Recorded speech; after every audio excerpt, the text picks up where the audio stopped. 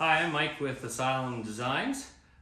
Today I'll be showing you how to do the catalytic converter plate protection plate install on the 2022 and over Toyota Tundra. This is the non-hybrid model, but what I'll be doing is showing both the installation with the plate by itself as well as the plate with the OEM TRD skid plate. This here is the OEM TRD skid plate, and that will install using factory threaded bolts. You will have to remove, there's a plastic skid plate that you'll have to take bolts off both there and there, as well as right here and here, and then prepare yourself for the TRD skid plate. So once you get under your vehicle, you're going to want to make sure that the two front bolts are loosely threaded in so that you can hang the TRD skid plate on here and here.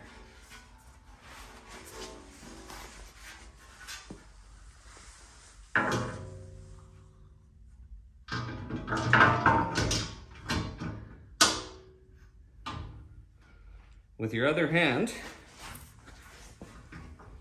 you're going to want to push the plate up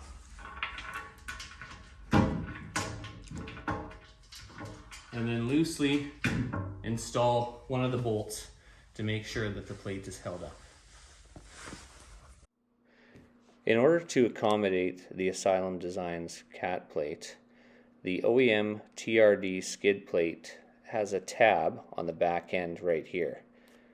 You'll need to bend that tab quite a ways up, almost halfway up as seen in the video, and that will allow it to slide into the hole and then make room between the cross member and the plate for the cat. So the space here is where the catalytic converter protection plate is going to go. This is one of your cats over here, and this is the other one. So the front of the plate will utilize the same holes as the TRD skid plate. Both of them are threaded. Then the back portion of the plate will use these existing holes through the rear cross member. That's why the bolts that you'll be using are considerably longer. They'll be the 80mm bolts, and those will go in using a couple washers and lock nuts. This is the Asylum Dezyns cat plate for the 2022 plus Toyota Tundra non-hybrid. This is the orientation that it'll be facing. So once you flip it over this way, the bolt holes on the front are the ones that connect onto the threaded holes underneath the TRD skid plate. Now, if you were just installing the plate by itself without the TRD skid plate, you just would follow the instructions basically from here on out, where we place the plate on, we install the front bolts loosely, and then we fasten the rear bolts, and then make sure everything's lined up and tighten it up. So now that you've got the cat plate, this rear tab here will butt up against the cross member once you've slidden it over. There's also a small little tab on the front of the cat plate that will slide into that tab portion.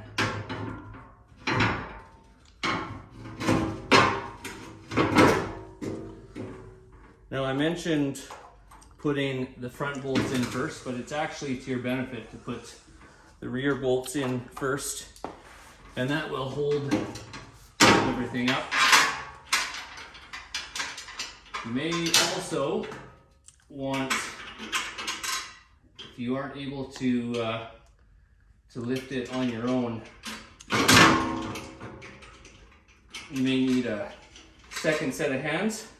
But once you have one bolt in there, it's pretty simple to get it lifted up. The plate itself is roughly 18 pounds, so it doesn't take a whole lot of effort to get it installed.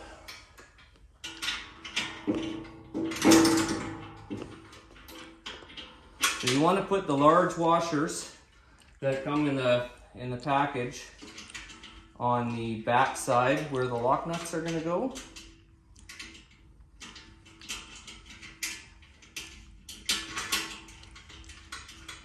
Because the holes in the cross member are slightly larger, and the washers will hold those in tightly.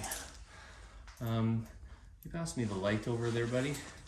I've got my son behind the camera here helping me today. So sometimes it's easier to see with the light to make sure that you've got everything lined up to where it needs to be. And that's why you want to make sure everything stays roughly loose so you can slide it all in. And just give it a little push.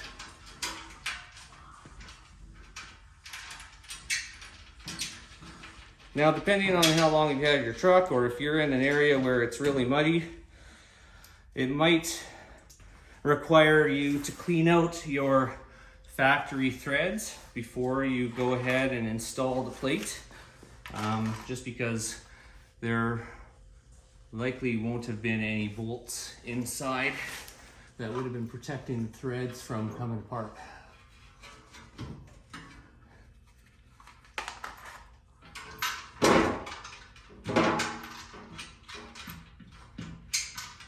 Okay, so now that we have everything put in, we'll put the last bolt in loose inside the TRD skid plate, and then we'll tighten everything up. You can shut it off. Once you have all your bolts in, you're going to want to tighten all of them to all the OEM skid plate bolts to approximately 20 foot-pounds.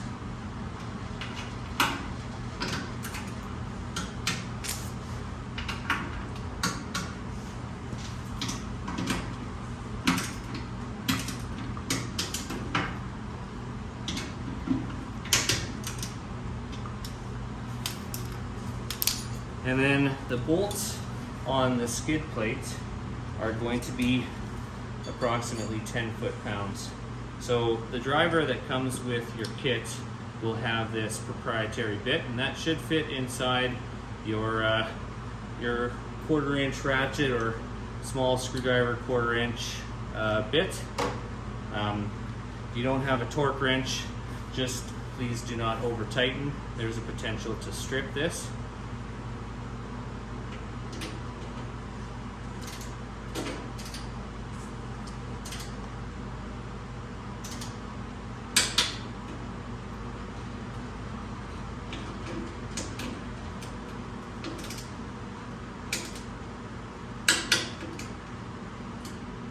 Now for the rear bolts, because you're tightening against the washer and a lock nut, you'll need a 1/2-inch open-ended wrench. You can use either side. And instead of going to 10 pounds, you'll just want to go enough until you feel the plate pulling up against the cross member, as well as sometimes if you go a little bit too much, you'll be able to feel the washer underneath the cross member concave a little bit, and that's plenty.